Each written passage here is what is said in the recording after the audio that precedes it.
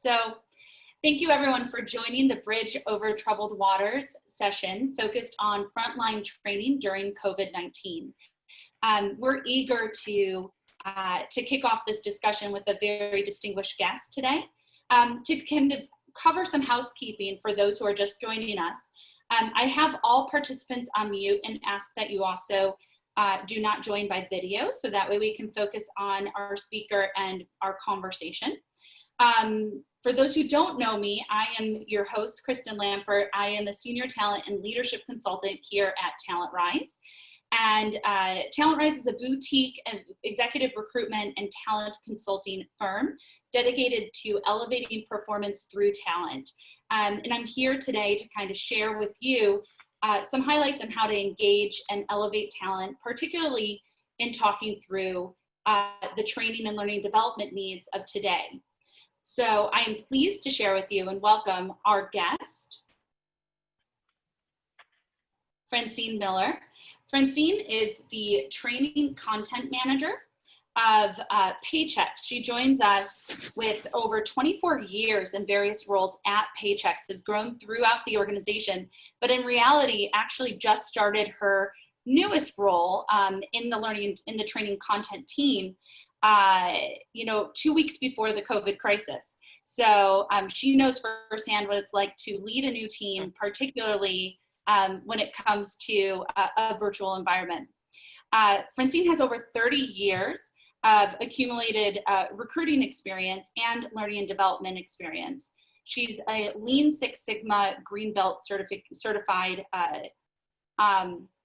certification holder, and has done a ton of work in creating process improvement changes in the Paychex environment. She also has various functions within the Learning and Development Center, including professional development, system administration, and client training. She also serves on Rochester's, I'm going to say that wrong, Tech Rochester's Director of Major Events role. She plans and executes 2 signature events annually, one the Technology Women of the Year and the Great Awards every September, which I'm sure has seen a fair amount of disruption these days within event management. So I'm thrilled to invite Francine to this conversation and thank everybody for joining. Francine, welcome.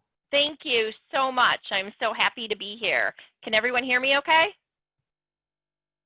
Are we good? Yes. Okay, awesome. Hi, Evan. So let me tell you a little bit about Paychex if you don't know. We are a leader in the payroll, human resource, and benefit outsourcing solutions. Our corporate headquarters are out of Rochester, New York, but I am located in Webster, New York today in my home office.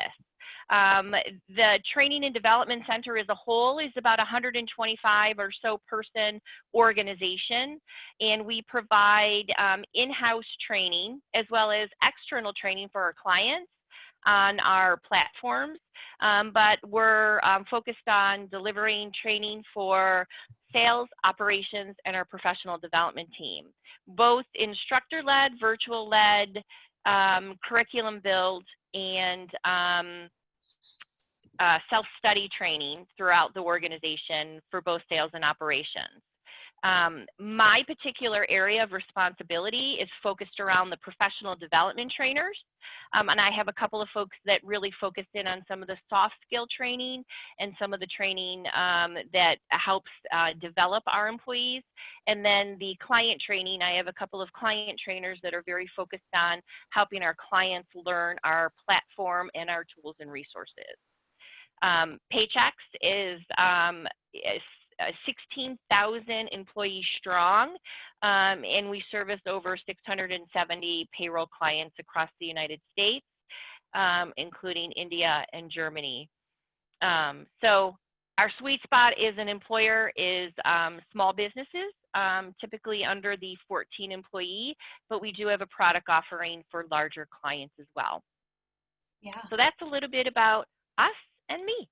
Yeah, well, thank you for the introduction. And I think what you're highlighting is having, 16,000 employees. I think you affect, probably 1 in every 12 American private sector employees you're providing payroll services for.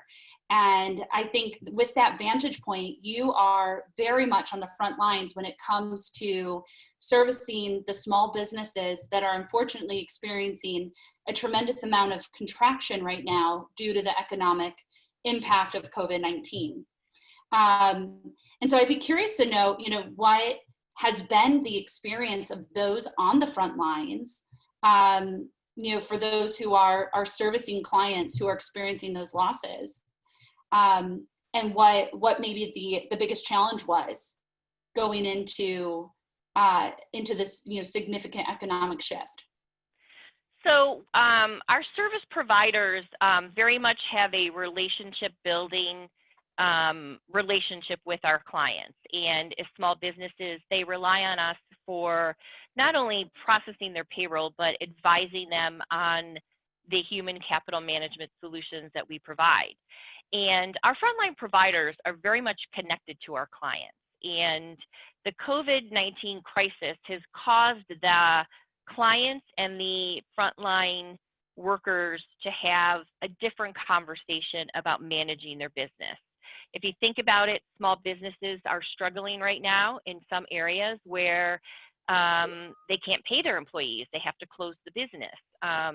And our service providers feel that and have a great deal of empathy for our clients. And one of the things that we realized was we needed to do some stronger development in that area of how do you handle a client in crisis? What are some of the things that we could do to help listen better? Or how do we connect and maintain that work from home, we're work from home, they're work from home? How do we align ourselves to, I got a baby on my hip and I'm going to still take your payroll, or you're on somewhere else doing something and you need my expertise.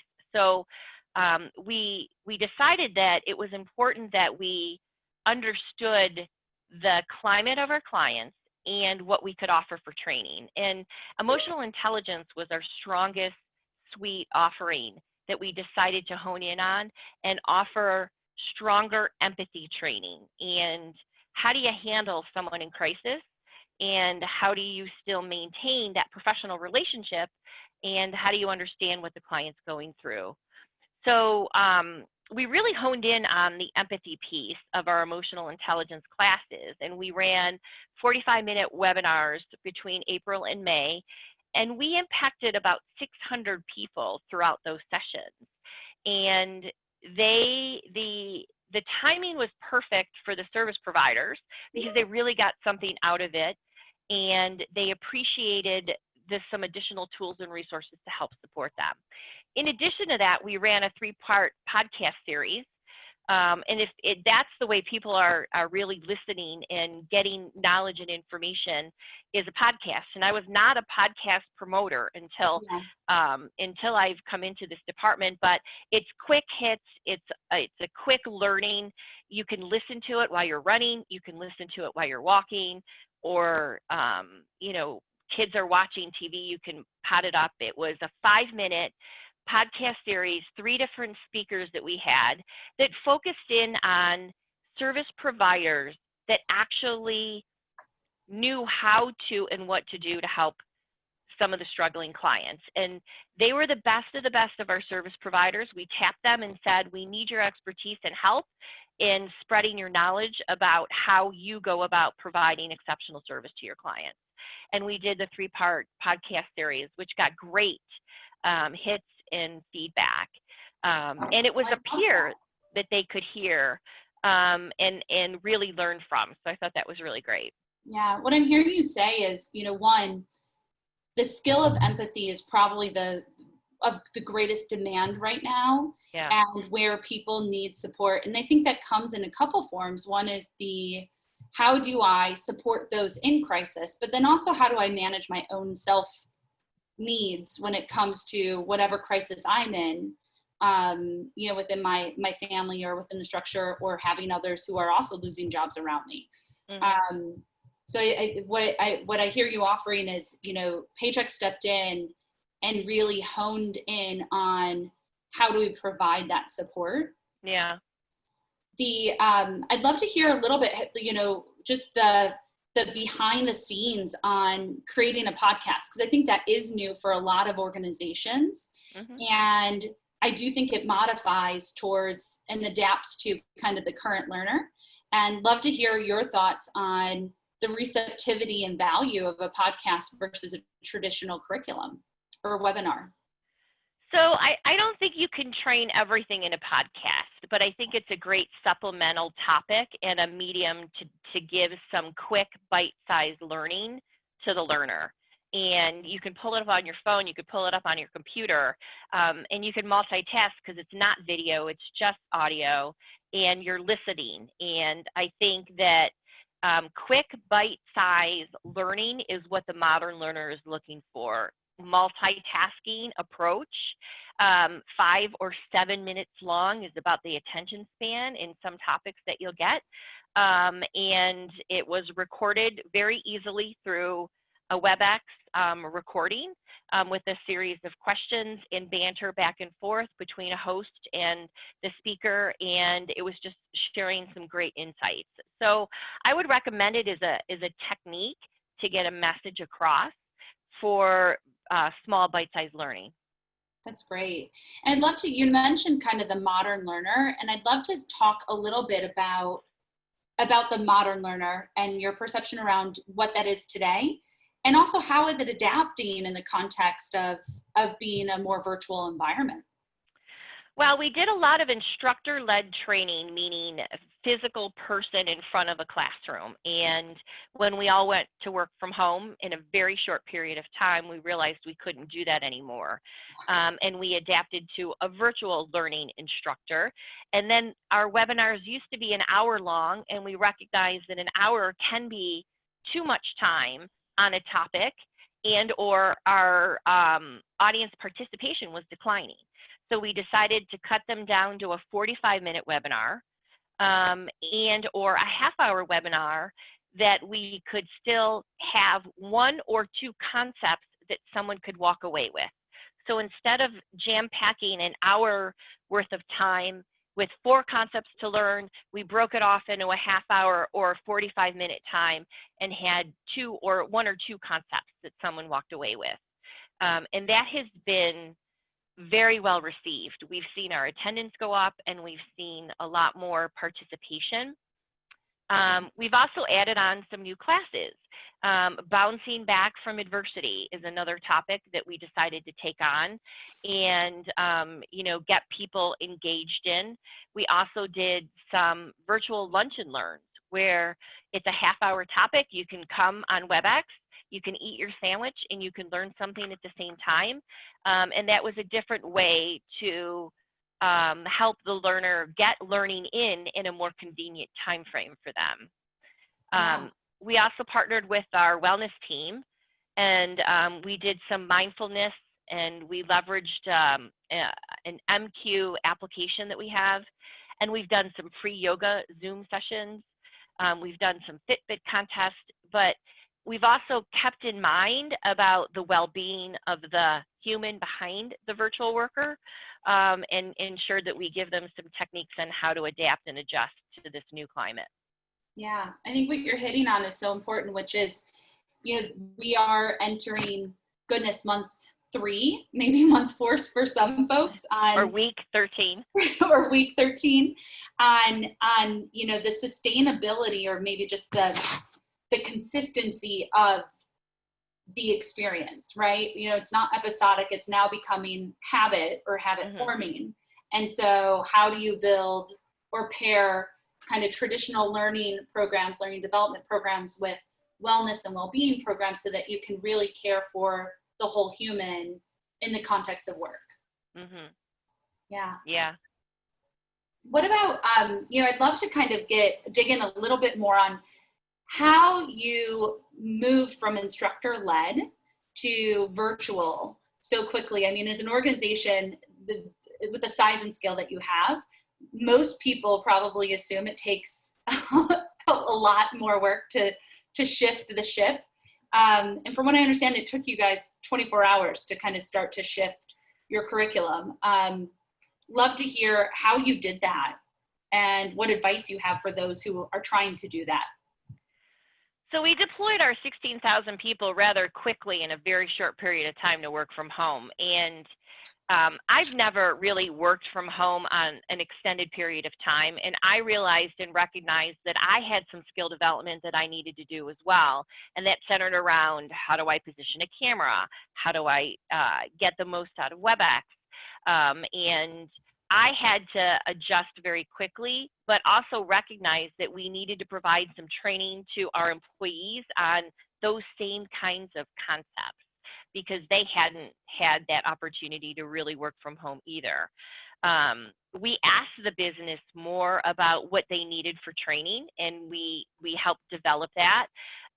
We literally took whatever we did in person and converted it to a virtual session, which created more engagement. So we had to build engagement into the process through WebEx.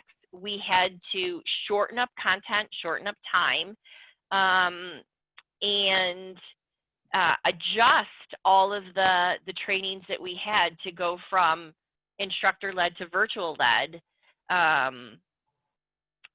in a very short period of time, but recognizing that it wasn't going to happen overnight if we didn't help skill build all of our employees. So it was really important that we recognize that they're not going to be able to go and shift as easily as we did, but we needed to give them some training to get there. Yeah.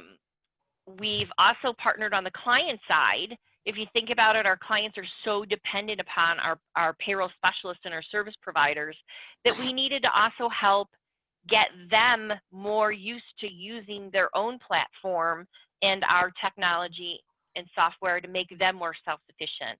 So we built some classes to help the employees of their clients get more knowledgeable about their payroll platform.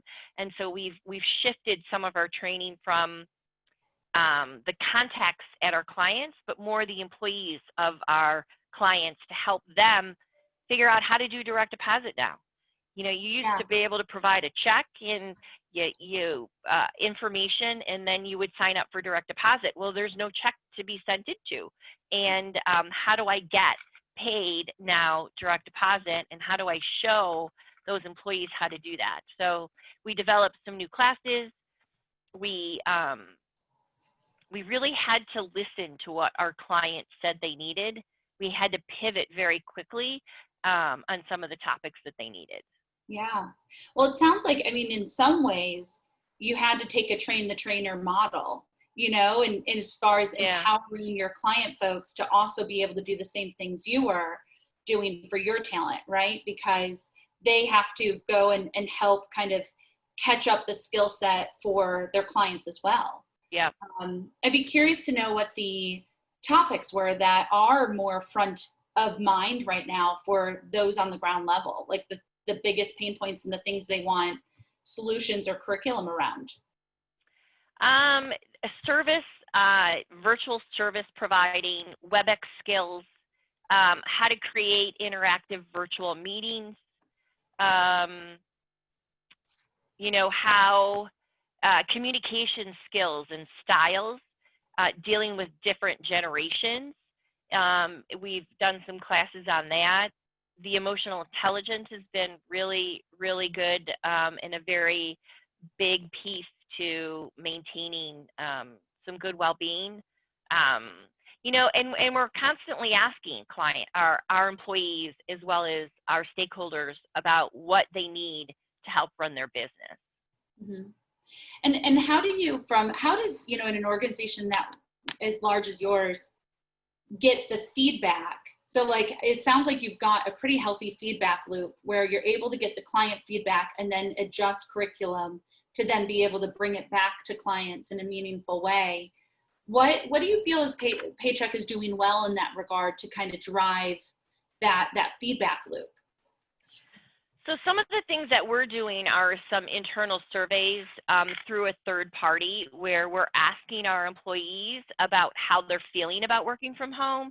how they feel about the environment that they're in, how do they have enough information on the COVID situation, how comfortable are they looking to go back, are they getting the right level of support from their manager, and we're really asking that pulse survey information company-wide so that we can gather the engagement from our employees. And we've received a great deal of feedback and positive support in how we're handling the situation, and the support that our employees are getting, and they're telling us.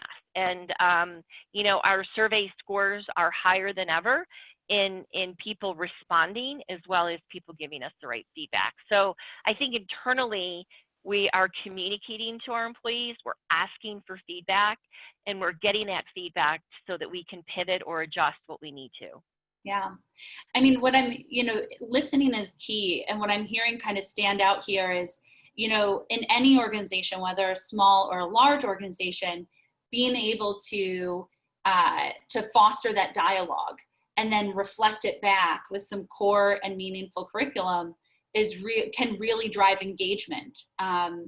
It sounds like, a lot of organizations are probably creating a correlation that going virtual means less productivity or less engagement.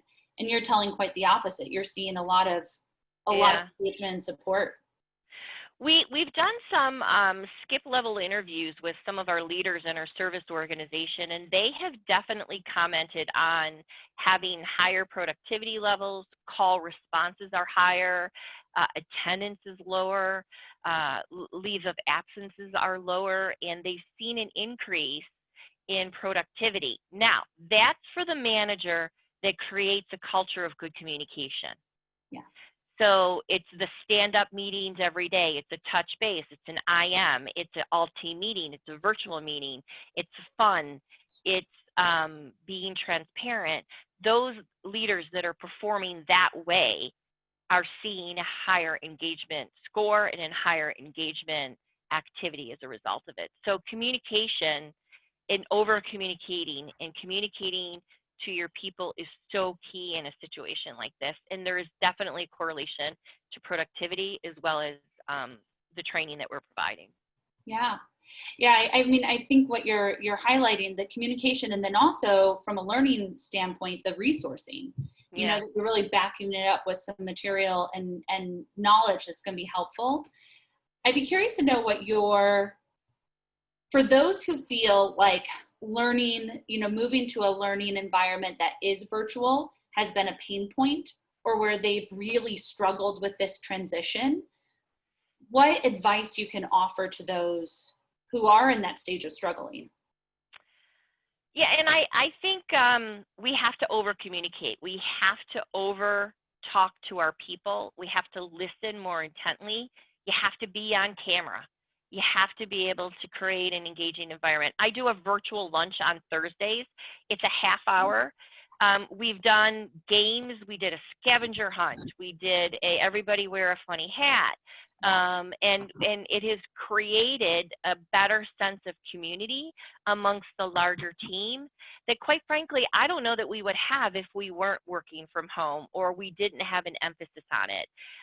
So I think that I talk to them every day. I am them. I'm on camera. I am present, and I am there to answer any and all questions.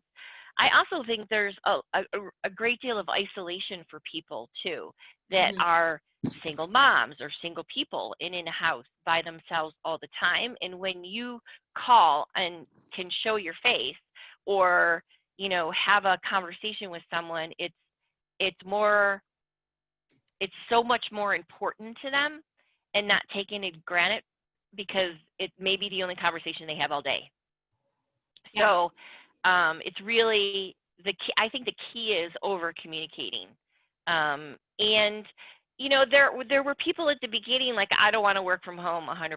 Okay, well, you don't have a choice, and it's for your safety. But what could we do to ensure that it becomes a good environment? And you have to be able to adjust your atmosphere. And it's about creating the right culture. I think the podcasting has been great and different, shortening the content, and driving home that it's a quick hit. I think Yeah. it's been really the key for people to really understand the virtual. Yeah. Well, and to your point, I think, if you are initially uncomfortable with the idea of being virtual, it makes it hard to communicate virtually, period. And if your natural desire is to just not communicate versus having to do it through this medium, then you're already kind of setting yourself up, right? Mm-hmm. You're not really embracing what is possible when it comes to engaging your talent and driving learning home. I'm curious to know what changes you've seen in the Learning Development Center, kind of just where you think the long-term impact of COVID, what that impact will look like in the learning and development space in the future. Yeah, so traditionally, we've always been a culture where we've brought people into one central location, trained them for a week or two, and then sent them back to actually do the work that we taught them. And I think the days of traveling and bringing people to one central location is probably going to be very limited. And I think that the virtual aspect will continue past COVID.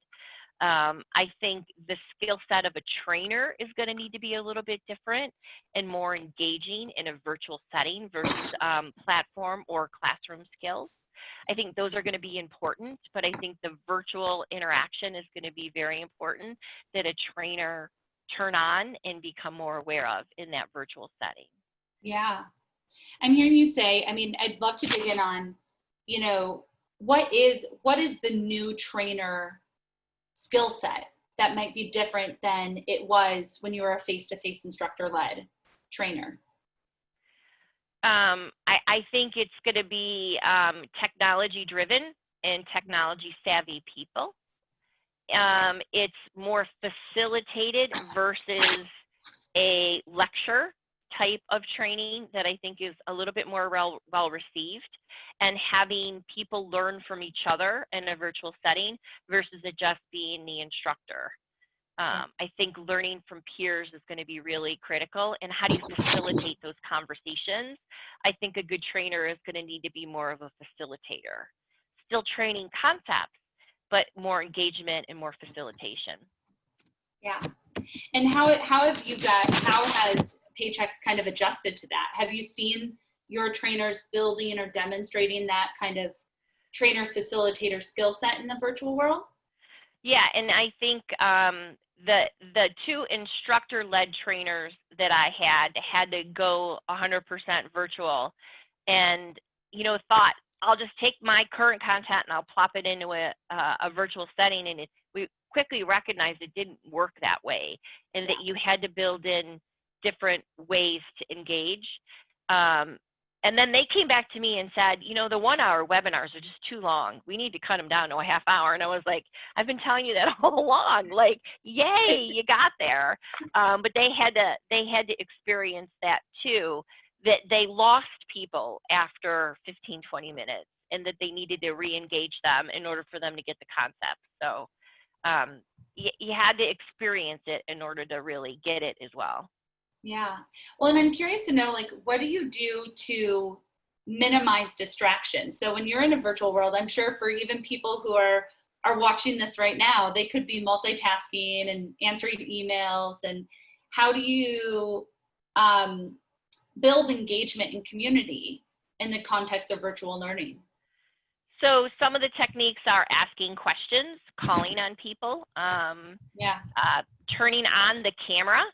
If you turned off cameras for the participants, is turning on the cameras for participants. I think it's the be here now concept is one of our culture concepts, where we want people to be in the moment and listen and participate. There's nothing that you can, prevent someone from distractions. But if you're not engaged, then you're easily distracted. So I think keeping the engagement, having multiple trainers and multiple people speak, having a peer speak and share a lesson learned or a best practice also is another great way to keep engagement. Yeah. Well, and how do you envision maybe reinforcing the learning, post virtual curriculum? Well, a lot of the learnings are recorded, so people could go back and watch again. And there's also some self-paced video series learnings that people can do that aren't webinar based. There's also learning modules of an e-learning format that people can go through. So I think it's a wide variety of different techniques to get the message across based on what the learner really wants to grasp. Yeah. The application of a technique is always very hard to measure, but I think if we can see some customer survey scores go up, we could draw some conclusions based on the customer service training that we provided. We had an impact to that. Performance reviews, quarterly reviews, do we see an increase in skill set? We're still in the process of trying to determine how you measure all of that. We've got some great benchmarking down, but it's always still, how do you measure that it was effective? Yeah, I think that's, for L&D right now, I think like many other parts of HR, technology is becoming such a nice complement to gathering data, but where you drive insight is still a question. And there's still, what moves the needle when it comes to advancing the ball in either customer service or aligning to business results. Yeah. Yeah. And what you said a moment ago just really struck me, which is, variety is key when it comes to, making sure that you don't have the one methodology or way to approach learning. Yep. I think you have to have some variety to that, because based on the generation and based on the person's time frame, that if they can learn something in a 5-minute podcast versus a 45-minute webinar, they're going to be able to pick and choose how they want to learn something. And I think that's really important. Absolutely. Well, we are, we've kind of gone through a lot of the curriculum, the conversations have been lovely, and I want to be able to open it up to our participants for questions. One of the questions that did come up and came through the submission process, I'd like to maybe kick us off with, was really about how to motivate remote employees or incentivize folks, I'll add a little bit of a spin, to invest in their own learning and development right now. So I think what I'm also hearing is people feel like they have a little bit more time in their day. So they're not a 45-minute commute, or they don't need to prim and proper a full face makeup and dress clothes. And they want to dedicate that time that they feel that they've gotten back in their day into their own development. And that's been one of the messages that I've been trying to drive, to say, you used to drive half hour, take that half hour and take a half-hour webinar. And I think it's also important to recognize that people are dealing with some stuff that we have to be very super sensitive with and help accommodate. Kids, employees with small kids, giving them the flexibility to still work their 40 hours, but maybe it's at 6 o'clock at night for an hour, or maybe it's at, I have someone that gets up and runs every morning at like 5 o'clock in the morning, and then pods on, and then signs off at 3.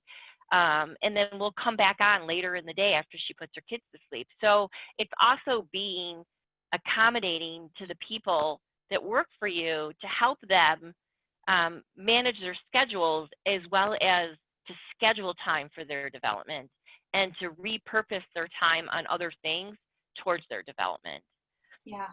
It's the time to do it right now. And we have to be able to stay focused in that area and be better at what we're doing. And even if it's a yoga class, it helps your mind or your mindfulness. if someone's struggling or having some, you know, work-life balance struggles with family, then suggest taking a day off. You've got PTO. Take a late lunch. Take a walk at lunch. Leave early on a day, and just make sure that your work is covered. And I think that has been creating the right culture, but it's also empowering people to take more in their own hands about their own development and their own schedule. Yeah. Well, what I think is such a gift in what you're sharing is, you know, there's a lot of opportunity for self-awareness and self-accountability.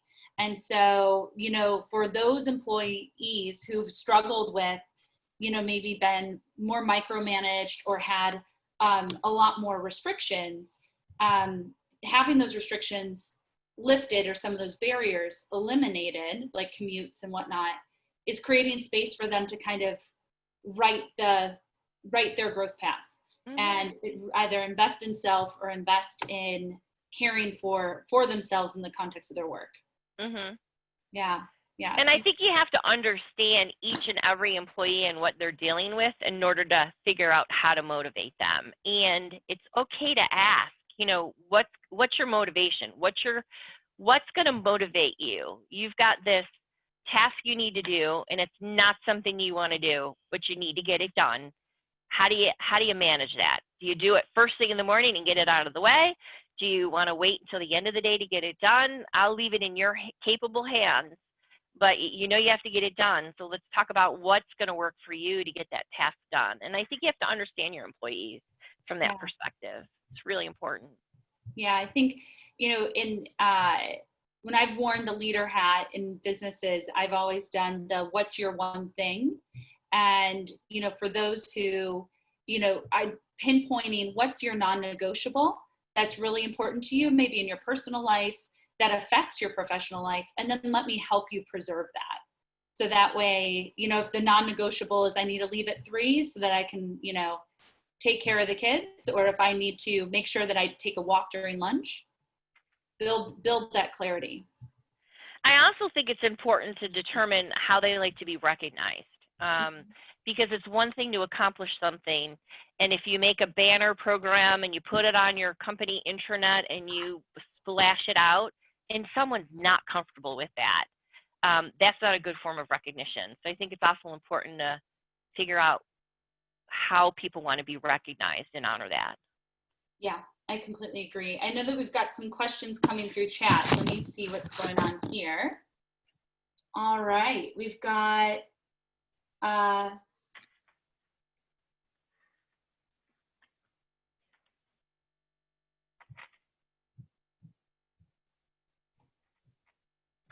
so Paychex is known for its phenomenal employee training.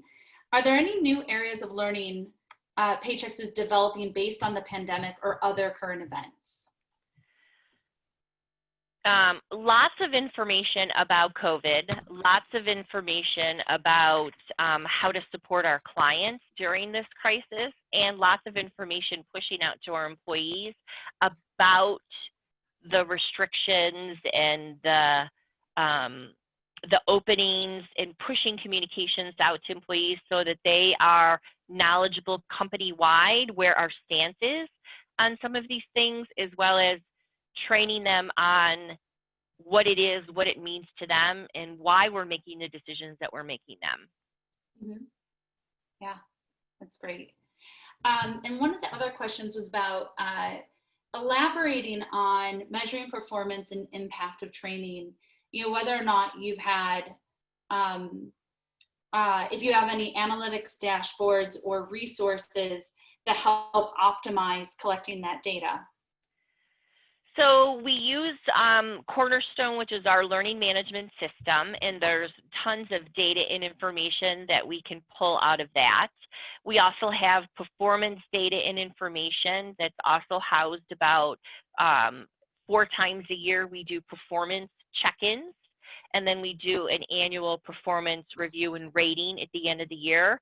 And oftentimes we take and look at performance ratings and training and new hire turnover, promotions, internal transfers. Those are some of the data points that we take a look at to measure effectiveness of what we're doing.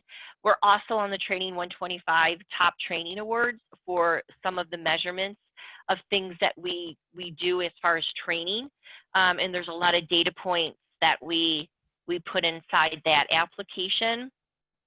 And as well as what, like the new hire training, for example, is definitely a focus, and how we onboard and speed to competency those new hires, and what we're training them in a very short period of time to get them competent in their job.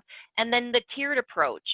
We train them, we put them in the field, they actually do what we train them to do, they come back, they get higher level training, and then they go back and they apply those skills as well. So we measure the effectiveness in their sales and revenue generated and turnover and all of those things that are data points to make a good employee.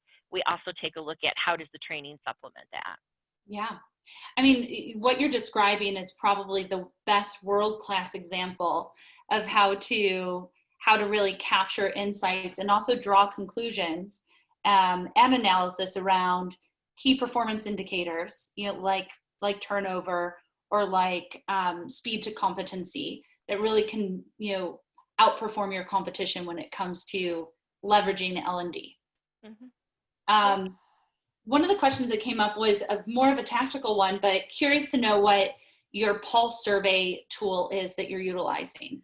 It's called Waggle. Mm-hmm. Yep. Is the pulse survey. And it's a very, very easy, very simplistic approach. There's 3, 4, maybe 5 questions. And then you're able to vote on other responses. So it's a scale of 1 to 5, agree, disagree, Likert scale, and then an ability to write in comments and information, and then it allows the employees to vote on those statements, and you get to see what your actual team rates and ranks, and their comments and their feedback. So that has been a great pulse check. It's anonymous, but if you have more than 5 people on your team, it bubbles it up into a report for you, so you get to see the perspective of all of your team. That's great. That's great. And that kind of goes back to the culture of feedback, learning, and constantly iterating off of, the next shift. Right. A couple of final questions. Love to hear, as we kind of conclude, what your one takeaway or action item you would like folks to get from this conversation today would be. Believe that virtual learning does work, and give it a try and test the waters. Don't be afraid of it, and train with the mindset of engagement, that the classroom is a virtual classroom now, and that people do like it, and feedback will be positive. But I think you have to dive into it, and you just have to try it. And it's interesting. When I first started, I did these virtual lunches where I get everybody on a call for a half hour, and I didn't think it was going to be good for them, and they love it. They come every Thursday. They are on time. They are ready to go for virtual lunch, and they can't wait just to see everybody on a call and learn about how their week is. And that is so empowering that I thought it was just going to be, they're going to think I'm crazy that I'm doing this, but they love it. And until I did it, I wouldn't have thought it was going to be a great technique. But you have to try some different things. And I have people that are in their 60s. I have people that are 23 years old. I have people that live in Florida, and I have folks that are in Rochester. So I have a spectrum of types of people, and they all very much appreciate and like the engagement. And I never thought it would have been such a key, but they love it. Yeah. Sometimes you just have to try things, whether you think it's going to work or not. I think it's important that you just give it a try. Yeah. I love what you're offering. It's kind of like trust that it works, have some fun, try and experiment, and look for the engagement. Yeah. What's your hope for the post kind of the COVID recovery world? What would you hope we all come out of this with? I think I've seen a lot of care and concern for other human beings, and I hope that continues. I think about the kids that don't have a hot school lunch anymore and the food drives that people have been involved in, and I hope we continue to do that. I also hope that we're vigilant about being germ conscious. I never thought about it as much as I have, but let's protect others from our own germs. Let's continue to wash our hands, continue to wear the mask if we need to, but be more germ conscious about sneezing and coughing and breathing. And I think it's really important to shift our mindset to continue to support small businesses. I have been diligent about making sure that I buy things from a small business now, and I have really made a large effort. My husband works for a small business grocery store, and we buy as much as we can from them.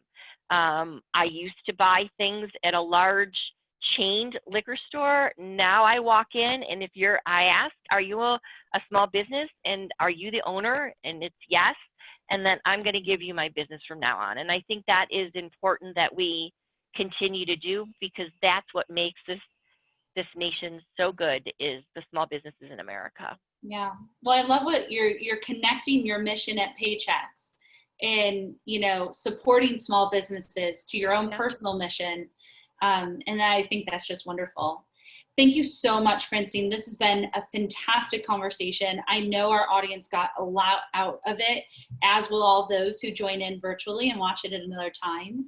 I want to just make one final comment before we send ourselves off into hopefully some happy lunches, is that we are taking a break from the Bridge Over Troubled Waters series because we think that, it's now time to start thinking about what's on the other side of the bridge and how do we start to prepare for recovery. So we'll be coming out with some more content in the next couple of weeks, and we want to hear from you. So one, reach out to me if you want to, if you have an opinion about what you'd like to hear from us, either in this forum or in a different forum.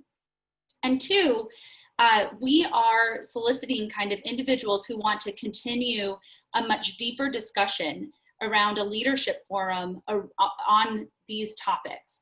So if you are a leader who is leading talent management or anything along the side as in HR or leading a business function, and you want to be part of a community that wants to deepen this learning together, please reach out to TalentRise or to your friends at Akara, and let's get in touch to get that conversation going. So with that, thank you so much, Francine, for your time. This has been such a lovely gift. I appreciate you and your perspective here, and I wish everyone a wonderful day. Thank you. I appreciate the time. Good luck and stay safe, everyone. Stay safe. Thank you. Bye.